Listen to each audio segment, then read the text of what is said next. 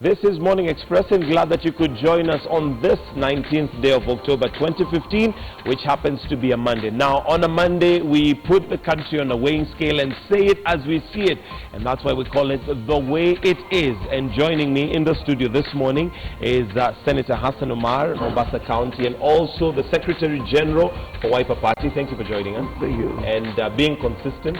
Thank I you. know tomorrow being Mashujaa Day, we even have less numbers, and I'm sure it is a sacrifice.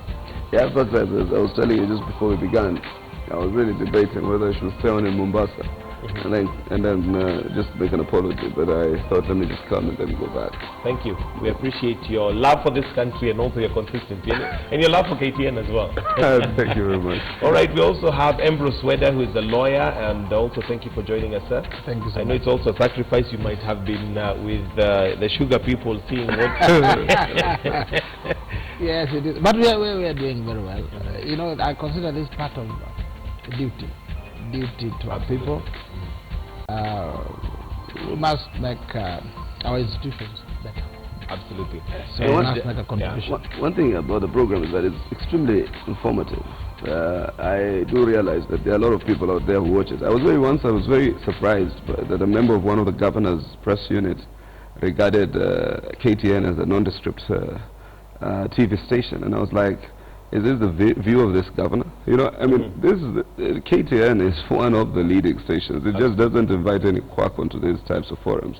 So I think it's a very, very informative forum. And whenever I get to sometimes to Mashinani, I realize that people do actually watch it. Whenever I go to very parts of the country, they say, oh, every Monday we watch it because it gives direction. Right. And I think that's why I have, even when I disagree with the senior counsel, I have a lot of respect for him. So that's why also this gets me to come here. Absolutely. Well, we appreciate, and also the feedback that comes in is that there are matters that sometimes to the public may not have the details, but at least we break it down here, and that's why we call it The Way It Is. Remember, you are also welcome to be part of this panel. You can do that via Twitter. The Twitter handles will be displayed as we go on with the show, but you can tweet at KTN News, or you can also tweet me directly, and that's at Michael G. If you have a question, if you have a comment, if maybe you agree or disagree with some of the things that are said here, well, you're free to and welcome to let us know. Towards the end of this particular session of The Way It Is, I'll be reading some of the feedback. Let's look at The Way It Is, and let's start off with what is on two of the daily's headlines this morning, and that is to do with the ICC. We know as per Friday, Judge Osuji sort of made it very clear that he's not too happy, and we assume that he's representing the ICC when he made a statement and said that he's not too happy with the rallies and what's been going on and the public debate of matters in court.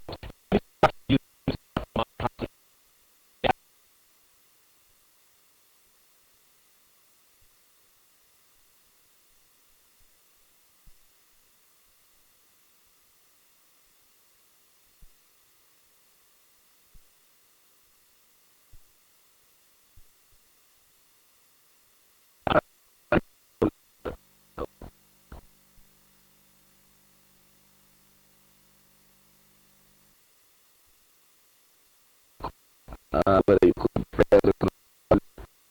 to respond about this flawed narrative about the fixes and the unfixes. So therefore, I think and I think it had come before. I think that directive by Judge Osuji, it will be important for us to internalize it and see what are the parameters. You can have a discussion around a matter without digging into the material facts of the cases. So I think in my assessment, I recall many have accepted that the ICC is one of the courts that we recognize within our hierarchy of judicial hierarchy. And therefore, I think the same rules would apply where we cannot necessarily debate a matter that is actively before the court in terms of its merits. Let us be very critical about this, or very, very, very clear about it. It is not just having a general discussion about the merits and demerits of a matter that is already before a court of law. The rules would apply. But I think more than anything, Osuji captured quite a bit of the imagination of the Kenyan public. I think there was a lot of chorus, particularly by private citizens, that this circus must stop. the circus must stop. And I think what Judge Osuji simply did was to tell the political actors across the board to put a pause on the circus. By the opposition now taking a position and going into the Rift Valley, are they helping in trying to stop this, or is that just fueling? I think what happens is we are very conscious about the merits and demerits, because I think the debate is not about the merits or demerits. We're not prosecuting any of the evidence before court. We're talking about procedural and process issues that might not necessarily have a direct bearing on the court. So I think even as if the opposition was to go ahead with this, with the planned rallies, it will be very, very clear that we shall not delve into the substance of what is being prosecuted before the court. All right, Weda, your take on the rallies, and I know you've not been, especially the prayer side of this, you've not been very enthusiastic about them. And now that this seems to be polarizing the country, and it cannot influence the result. We are going to base our judgment on fact, not what is going on here. I think you remember on this show I said that if I had powers, I would go to these rallies with what is called Nyaunyo, and I would whip these MPs because they are actually sending Deputy President William Ruto to the gallows. What they are doing is hurting that case negatively. And I saw my friend Kipchumba Murkomen in this bandwagon, and I said the Deputy President does not need any more enemies. These ones. I had said, if you have a case before Justice Mutunga today, and you go into a forest somewhere, or in Kitmikai where I come from, in Seme, and you insult him there. Oh, Judge Mutunga, we will not agree. You are not appointed properly. Oh, you did what and what and what and what. Judge Mutunga is a human being. He's bound to react. He is bound to react. He may not react immediately, but he keeps it. That is what happened when Osuji said, we are hearing you, and we are not happy with you, and you need to stop. What they are doing when they say, when courier comes to say, we paid people 2,000. And another one comes, so and so was fixed. In essence, and Bensouda is saying there was interference with witnesses. As a lawyer, I would tell you that is a confirmation that maybe what Bensouda is saying is correct. All this will hurt the Deputy President. I am appealing to the President. I am appealing to the President to rein in on these rogues. They are hurting the President. After hurting the Deputy President, then they are boiling the country in a very negative way, in a way that brings very poignant, violent memories of the 207 that we are struggling very hard to forget, so that the country is united. Now they are bringing, we did this, we did that, we did that. Now that makes the country be in a war mood. That is not good for the country. Then thirdly, that is why you see the opposition also say, we are also going to call rallies, also to talk whether we fixed or we didn't fix. I am urging these MPs, wherever they are, that they should deal with more serious issues. If somebody wants to pray for the Deputy President, the way I do, even last Sunday, I remembered it in my prayers. This morning I say, I remembered it in my prayers. Those who are Christians know that in Matthew chapter 5, Jesus Christ himself said, if you want to pray yourself, and those who are praying for the Deputy President, please pray for him in a quiet place. Those who want his favors, some of them, they think they know they want his favors now. They are posturing. Some are be hoping that when his kingdom comes as president, after President Uhuru, then they'll be saying, we fought for you very hard when you were deputy president and you had problems at the end. You saw the way we are crying louder than believed. They are crying louder than believed, worsening it for the deputy president. And if you want to know that they are posturing, they never mention Sang, because to them Sang is an entity. He has no way. I am urging them to stop, and I'm urging the deputy president and the president to rein in on them, and they stop these rallies. Also go and tell your court principal, they can hold the rallies, but the manner of ICC, who fixed who, if you want to deal with it, go to The Hague, or go to UN, go to AU, go to Commonwealth, go to those international fora so that you can put pressure.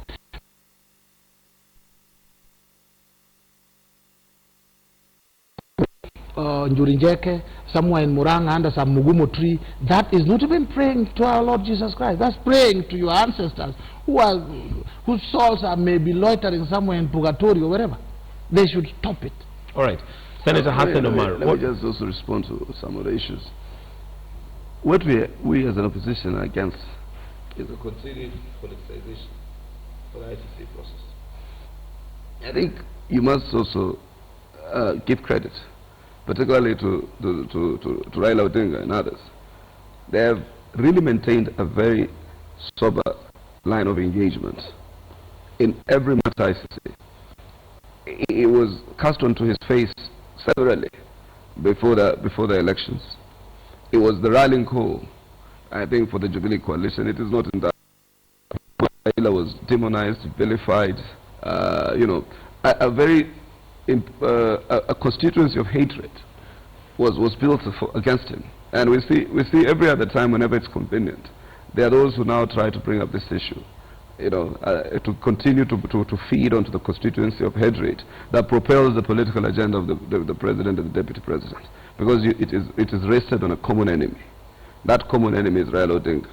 It is rested on demonization, so that you always, one day, if you don't have the issue that this is a guy who tried violence to overthrow the country, linking him to the 1982 coup, and you bring the issues of whether Luos were circumcised or not.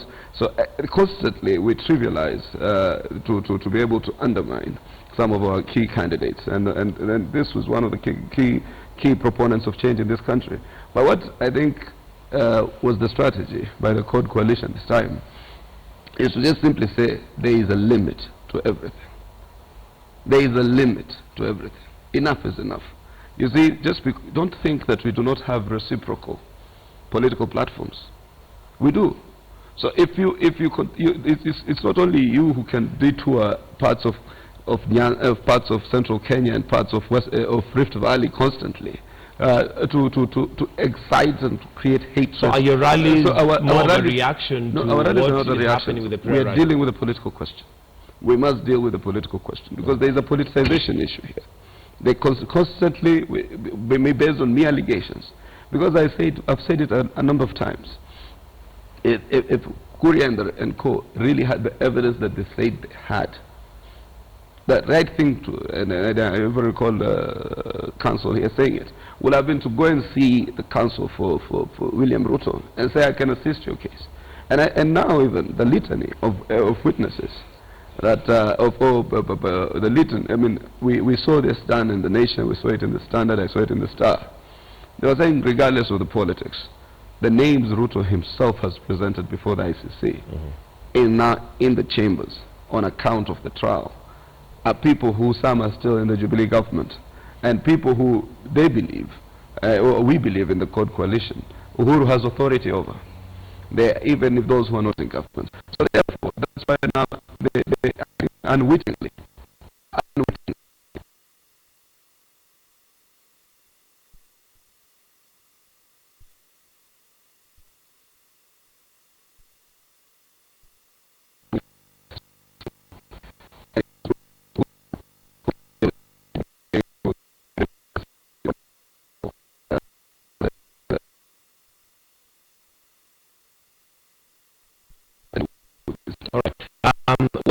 Given the weight of the ICC, and according to you, as from what you say, from what it looks like, it is working negatively against the deputy president and may even send him further into the gallows. Yes. Why doesn't Jubilee they bring it to a halt? They have the machinery to do that.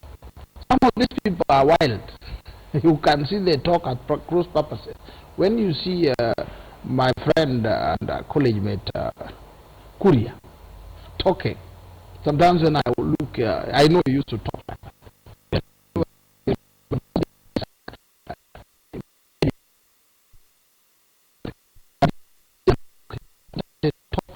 And I've said on this program, and I repeat, when Kuria talks and Aden Duale, when they talk, Kenyans should regard it, whether they talk or keep quiet, they should treat it the same.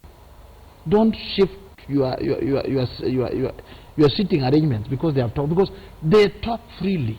But somebody like Eden Duale is a leader of majority, so really yes, but he is one of most influential people within Jubilee, would assume. He is, but there are certain times I have said myself that you accept people as they are. Sometimes when they talk, you will say this, you will say today I'm leaving government because we are removing terrorists from Isili. In the afternoon he does not leave them. In the evening he says now there's a Garissa attack. I'm bringing the names of these guys. Then in the evening, if you are to take him serious, we would have done something very bad to him. But we appreciate that he talks freely, easily, whenever comes. And I think he exercises freedom of speech. Freedom, and because words are free, you don't buy them. He just allows them to flow. Once we accept that, then we also accept Korea. That when sometimes he talks freely, let the country not boil up because they have talked. Because when Korea tells you, I paid people 2,000.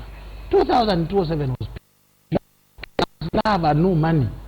And when you're offering money, 2,000 shillings even during campaigns, you offer people, they tell this cannot pay fees, this cannot do transport, this cannot do this. So when someone tells you I was bribing witnesses 2,000, you look at it and you don't believe such.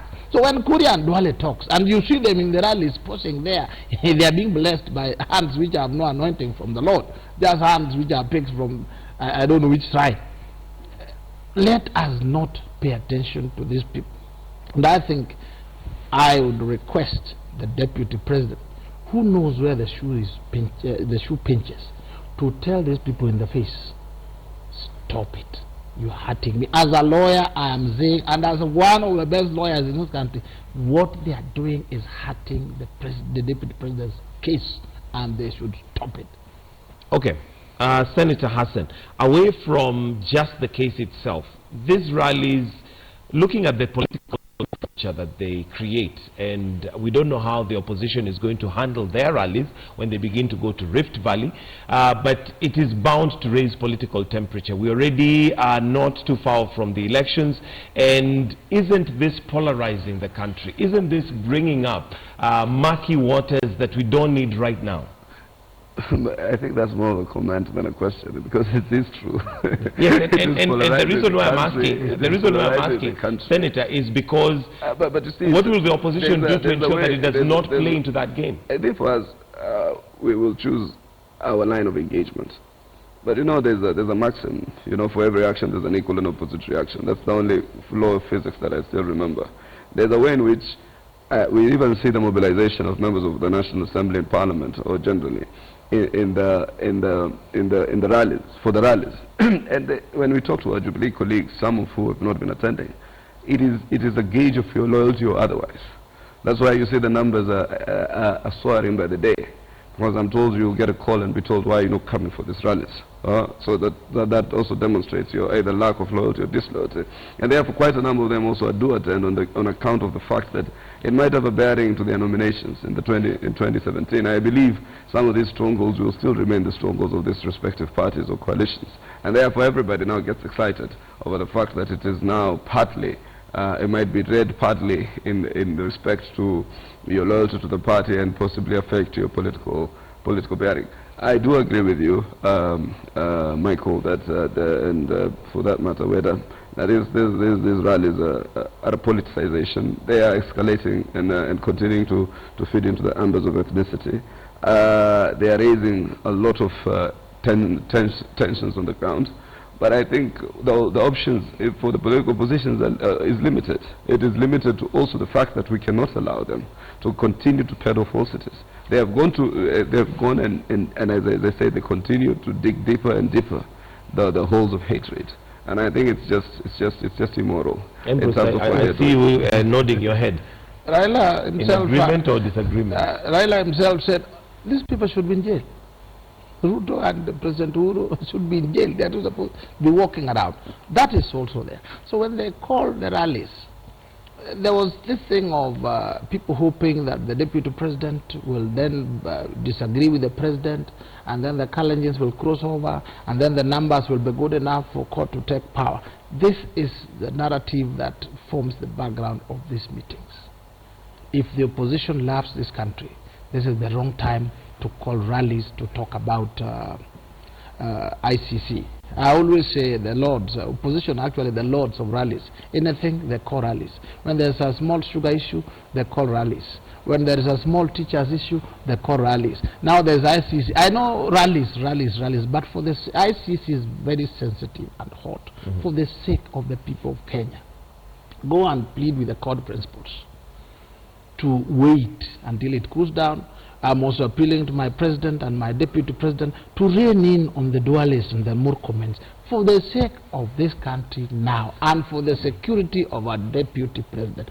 Those who seem to have witnesses, those who seem to have seen coach or seen coaching witnesses, let them use the right channel. Yes, let them go to Khan. There's a man called Khan who is a lawyer at the ICC.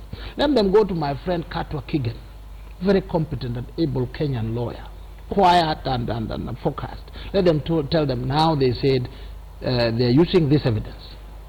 Now we will be here to demonstrate to them how we paid this guy, so that Usuji can see. Because Usuji also knows Africans, we Africans sometimes we can be very crafty. So we will show graphically to Judge Usuji what we did, so that from there he can decide we don't believe this. Okay. But going around in the streets or in the corners, that is wrong. Yes, Hassan. Let me say this. Uhuru and Ruto, who is appealing to, are the ones who have sent Kuria and Duale to do this. They don't act on their own behest. They are under brief and instructions from part of this leadership. So it is when you see these rallies and in the enormity and in the kinds of numbers, in between this rally, just see that the deputy president and the president are actually in attendance through their proxies, through their confidantes, through people who are their friends even in social life, who sit with them by the fireside every other day and take a drink or a cup of tea. So this there is no way that Uhuru and William Ruto are not part and parcel of this whole scheme of organization. And I think it's wrong for you to tell us if the opposition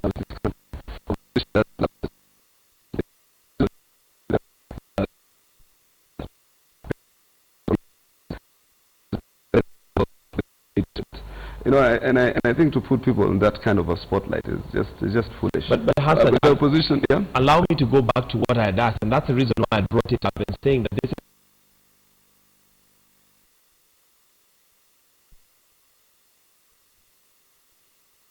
the country. So what are you saying? What do we say? We just listen to Kindiki. All I'm saying is that the best. All I'm saying is that the best solution to have is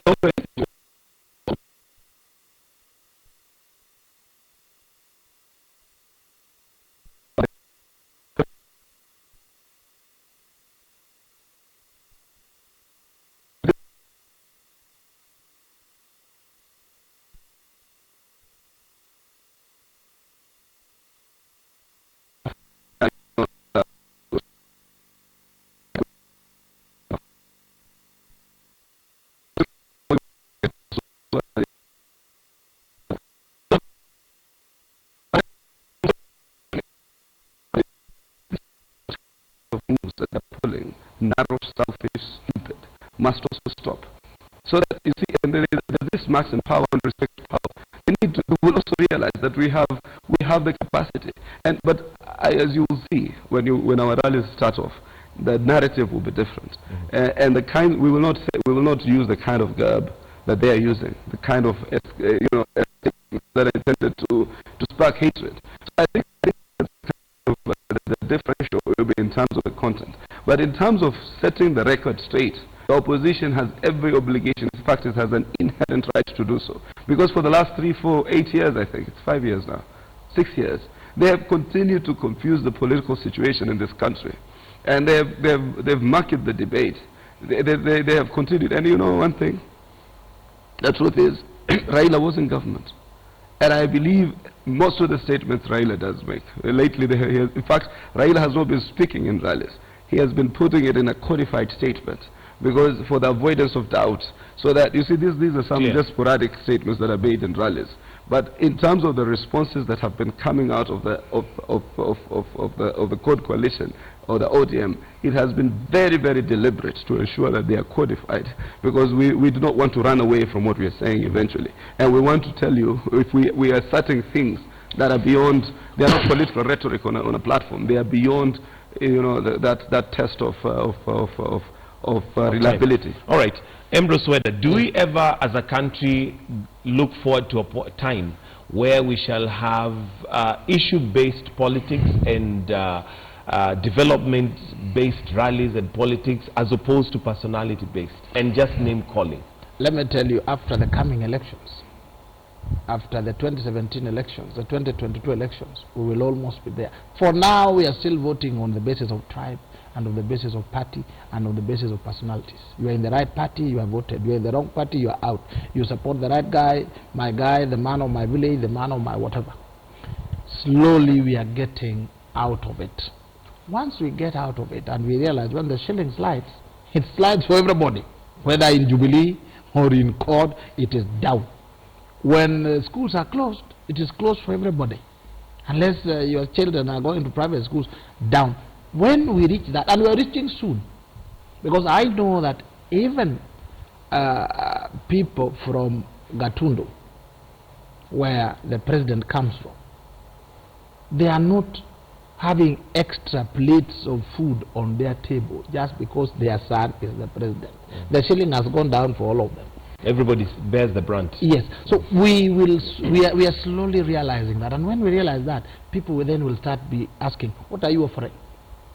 And interesting, if you look at the Kikuyu nation, I mean the Kikuyu people, they have developed up to the member of parliament, governor level. Member of parliament, governor, it does not matter on personalities, it does not matter on party. Okay? They don't like you, even if you are in TNA with the president, you have to be squeezed in, otherwise you're out. They are on the brink of just moving to the presidency. As we are still coming, we are still, even MCA we think will be helping Jacom, so we are still voting as a bloc. But that will come to, when it comes to an end, we are going to go into issue-based. How is the economy performing? Where are we going? How is the education? How is the health sector? What are you offering?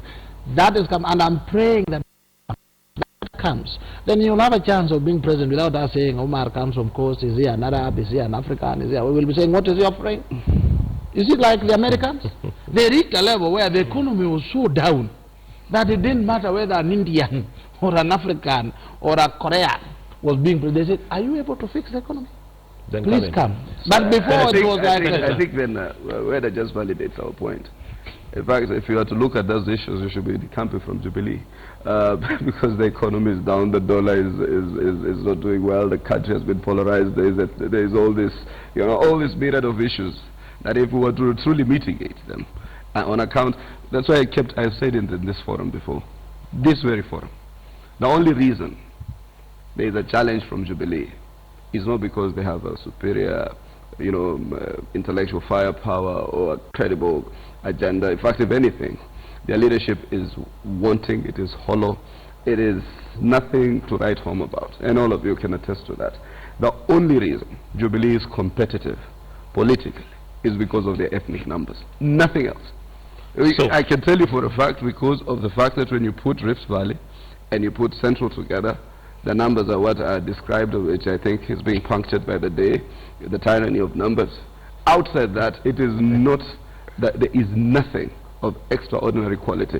I saw this article from Mutiga Muride this weekend, a columnist with the Sunday Nation, and he was internalizing and remembering the days when Anyang Nyong and the likes of the finance minister and others were at the time the litany of brains that powered the NAC coalition or the NAC government.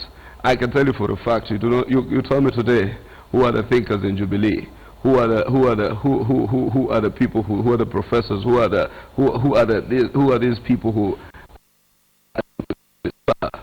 certain revolutionary changes. If you look at, for instance, the governor of Central Bank, who in my view is an extraordinary governor so far in the last 3-4 months that he's been governor, I can tell you, he in fact, he's not playing ball with the inner core. You hear he's saying, I will not print more money. In fact, you need to give me back my money that you took from me. And then I see few writers saying that you cannot manage Central Bank of Kenya like the Bank of England, because that's a developed democracy, and this is a democracy. So, Senator, so let me cut you short. Let me cut you short. So, is the opposition able to take us from personal-based and just name-calling politics to issue-based, where we are sorting out issues? Given that now you've just told us that as the opposition, it's time to give a rebuttal to what has been going on. Yeah, issues. Rebut the issues. As I said, I told you very well, there are certain narratives that need to be countered. You rebut the issues. And let's be sincere. The opposition, for instance, just if you were to take by example, for instance, Raila Odinga, his base exceeds just an ethnic base. In fact, every political pundit will tell you that, for instance, Raila has been the only person so far who's been able to excite a base beyond his ethnic Luo. If you look at the Luos, give him 1 million or 1.5 million votes. Raila in the last 2 elections has almost scored about 5 million votes. So therefore, it's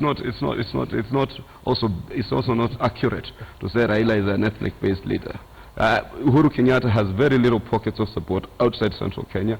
William Ruto has very little support outside the Rift Valley. In fact, for me, Wiper Party, your challenge is to go beyond Ukambani. That is the truth of the matter. Unless Wiper is able to go beyond Ukambani, then you cannot necessarily say you're a national party. So in fact, even if you look at our reorganization of the party hierarchy and structure, we have tried to infuse a lot more people from outside the purview of Ukambani. So that's why you have a Secretary General who's not from Ukambani, you have a Deputy Party Leader who's not from Ukambani, you have a Treasurer who's not from Ukambani, you have a all the Vice Chair, 2 of the 3 Vice Chairs are not from Ukambani. So it's a question of now trying to build a brand beyond ethnic groups. So it is a bit fallacious to try and box people in that narrow sense. Okay, Ambrose, you seem to disagree with what Senator is saying. You know, the opposition, especially CORD, they have sung into the labyrinth of lies. Why do I say so? When it is convenient, they say President Uhuru Kenyatta rigged himself into power. When it is convenient, just like he has now said, he said, oh, it was just an ethnic coalition of these two. That is why, the numbers. That kind of lies would not lead you to power. Secondly, actually, it is like the party he is in, where the chairman is Wiper Party. From the same county, the same county. The party leader, the same county. Is only and the Secretary General used to be from a neighboring county until he passed on the late Mutola Kilonzo. That's when there was an opening, kidogo, and they looked around. And even him, he has no faith in the party. He has faith in the court leader, who ordinarily, if he loved his country, it is time to call it a day and allow Tangula or your party leader to grow and be able to take over power. What we are saying, as I see it, from the point that Raila Odinga himself, Honorable Raila Odinga himself, said these people should be in jail. Now they are calling for rallies. They are also causing more of the mess that ethnicizes this country. In fact, if you look at the other side, if you take, for instance, Meru, the Meru people have ODM MPs. Okay? If you come to Luoland, even if you are in Wiper Party, in court, in Luoland, they will not allow you. They tell you, no. Baba himself will come and say, you wear the jersey that I'm wearing, and that jersey is orange. Okay. So you come. But please go on. All right. Let's first and foremost, it's not true. There are people who are not from. There's a Wiper member of parliament in Nyanza. Olagwa Alwatch is from Fort Kenya. And who are not from the ODM party. The governor of Migori is not from ODM. And therefore, for him to advance that theory is a bit false. And for him to finally say that ODM has support from in Meru, yes. It just strengthens my theory. And when he was saying that what do you call the Secretary General was coming from the neighboring of Wiper County. I said it. You didn't have to say it. I said it as a Wiper Secretary General that I told Wiper, if you need to be a national party, you have to go beyond Ukambani, and that's why I'm saying. It's not saying anything new. It's trying to just look ridiculous because I had said it. I'm not foolish to defend a position that is not true. Okay. So when some of us talk about these things, we are very honest to ourselves. That even when we were reorganizing the party, we told them you have to go beyond Ukambani. And it's not something he's saying. So now to ridicule something that has already been remedied is where they go wrong. And I can tell you he did not. So well, here you are, on one side you're saying how Raila has all this party, this color. And then at the same time trying to advise us, you should be very cautious of the advice of your adversary. Very, very cautious of the advice of your adversary. CORD will decide on a presidential candidate. As far as we are concerned, CORD has 3 presidential candidates. So far. So as far as and that will be that far. I think. No, do we know how soon this decision will be made? It will be made closer to the election. It cannot be made anytime before. It cannot be before. If it is true, Kalonzo lost a chopper. You know, the way these things work, they're insured. If it drops in an accident, all right, it is repaid. The insurance pays you back. Let's move on to something else, and we want to just look at the way it is. And one of the things that was trending over the weekend was the revelation of some of the ridiculous quotations that have been given as we prepare for the El Nino, which we still don't know whether it's going to happen or not. It's supposed to have happened. Above soap going for 37,500, and whether how will we ever sort out corruption in this country when every opportunity that avails itself for us to, even in terms of disaster, somebody's seeing how they can take advantage and make money out of it. And this is not per se just a government thing. It looks like it's a Kenyan ingrained thing. We judge people on the basis of how much money they have, and we worship them and we give them leadership. That, therefore, makes the position. How do you make the money?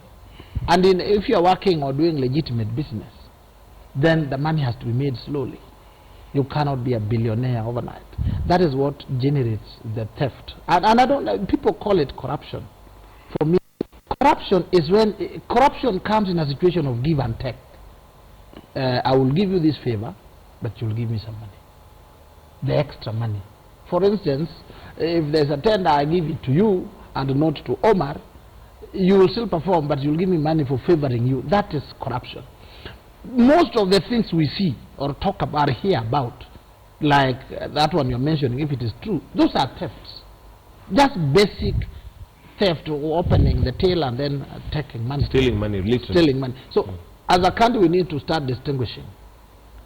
Then, to stem out corruption, first and foremost, we also need to legalize what we call lobbying money. Lobbying should be made legal, and commissions should also be made legal. So that if I lobby, if I know St. Daumar and I know we meet here and I connect you to him, let it be legal that if we, for connecting the two of you, I get an extra shilling. Get a commission of sorts. So that we isolate corruption itself and we isolate theft. Then we resolve as a country, how long do we want to steal and when do we want to stop? And when we decide to stop, let us crush big leaders. But for now, a man with 100 million, where will you take him? Which court? Which police station? Where? Okay. In fact, the only place you will take him or her is Parliament during elections, because he will come and run and he gets it. All right. Senator Hassan, one of the narratives that has been pushed is the fact that when you are looking for an elective seat, thousands, well, millions of money is spent. And as a result, when you get into office, it's trying to recover that money and, of course, trying to make more. Is it time maybe we put a cap to how much is spent during elections to ensure that at least they're not trying to recover money when we get to... Not only a cap. There's that campaign financing bill that IBC has proposed, and I was serious to tell them that I think it will not see the light of day, because quite a number of us came in, not purely on account of the ideas we manifest. It's on account of the money. Today when you talk about, for instance, gubernatorial race in Mombasa, people are not saying, the people know who the good candidates are. But the question is, wataweza watu fulani na pesa. So I think money has demonstrated it is not a unit of leadership. Neither is it a guarantee of good leadership. And where there is no money, there is ethnic fiefdoms and blind rallying of political space. So what we need is a law that regulates. In fact, a lot of countries have gone through these spaces, and it's important that we not only do we have money, regulate, they will say put a cap, we must also be transparent in who are contributing to your campaign finance, so that we are able to see if Michael is putting in 20 million, what is the incentive for Michael putting in 20 million? If Weda comes as a person of Luo and decides that he wants to give me 5 million to become Senator of Mombasa, then there must be a moral question. Maybe he might say, yes, I've been with this guy on TV for a long time, I think he has good ideas. So that there must be a demonstrable incentive. Let it be transparent why he's doing and that. then ultimately you must be able to publish a campaign finance account. You've seen candidates in the United States and other countries which have regulations around campaign financing, where candidates are prosecuted for misuse of campaign finances. Because part of this undeclared campaign finance is also the kind of so it puts a lot of questions as to the motive. Motive. All right. So I think I agree. And one thing is about, you asked the initial question on corruption before you came to the campaign financing. I think everybody now is reasonably confident that there is no will to fight corruption in government. And one thing is, also there is need, and I keep saying this, there is need for court to be assertive on its governors who are alleged to be stealing national resources there. And there's one thing that you have to realize. Just the fact that everything appears to add up on paper doesn't mean that there is no underhand in terms. I am sure today people are going into their treasuries in counties and picking money there, because people are not banking revenue.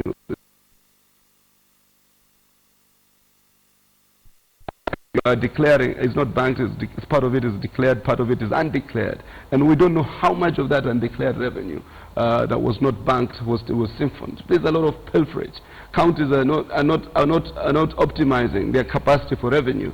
So this revenue is just not being lost somewhere. You're not telling me that the counties is not collecting this revenue. People put projections of 5 billion, 10 billion, then they end up collecting $1 billion or 2 billion. So why would you, with economic advisors, put a projection that is far beyond your means to collect that type of money?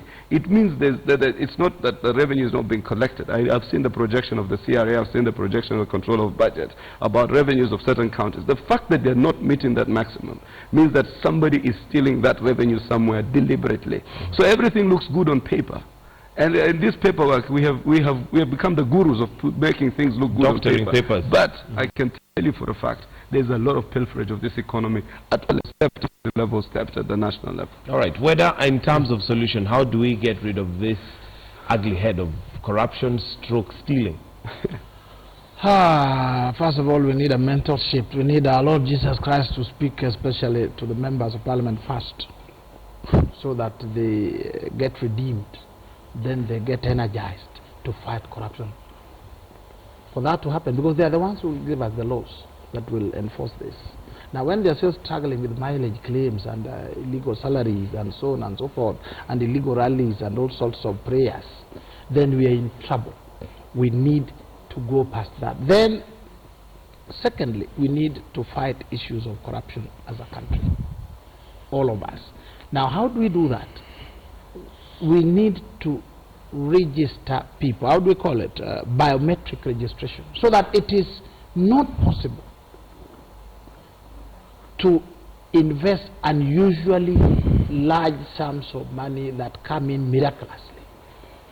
For instance, if today you gave me $500 million, it should be the economy should make it difficult for me to invest it, because everybody knows somebody and whatever. When it is difficult to invest, you know, money is just paper. You can't eat it because you can't buy it. So it requires a re-engineering of the economy in a way that makes it difficult. You know, in America, the economy is that you can't just get money suddenly and you invest it, because everything is in place. There's biometric registration. Whatever you are buying, it can be seen this is being bought by so and so. If it is a company, this company has been formed by this team. These are the directors. These are when you are opening a bank account, all that will help us deal with corruption. But if it is easy to hide corrupt money, then I will take my lorries of sugar from Sony Sugar, sell them, then suddenly from a man who has only 1 million shillings to $500 million, but I can hide it in the economy. And that is where the loophole is. So MPs, please re-engineer the economy so that we are able to. I think he has a point in terms of the fact that we need to strengthen our laws, particularly about financing, in terms of money laundering and some of those illicit financial flows, so that we can be able to prepare, put a stop into that large transfer and a movement of resources without any transparent process. And I think the central bank has been trying to do that to ensure that there's more transparency. But ultimately, we need a Buhari. I don't think Buhari will be going on a reverse gear from day one. All right, I think we'll have to wrap it up there, but evidently we need a lot of help. Thank you very much, Senator Hassan Omar, Senator for Mombasa County, also the Secretary General for Wiper Party, and lawyer Ambrose Weda for painting the picture and letting us know the way it is. Obviously, as a country, we have a lot to do. Just to read some of your comments, we have Party Next Door who says that it is high time corrupt leaders step aside and the likes of Kuria and Duale to leave ICC case alone and the DP lawyers to handle it. We also have Jackson Joshua who says that it's so disturbing how some Jubilee MPs can sell out at the expense of Kenya. Sorry I can't read all your comments, we are out of time, but that's where we wrap up Morning Express this morning. Do stand by, we've got the news hour coming up in just a short while.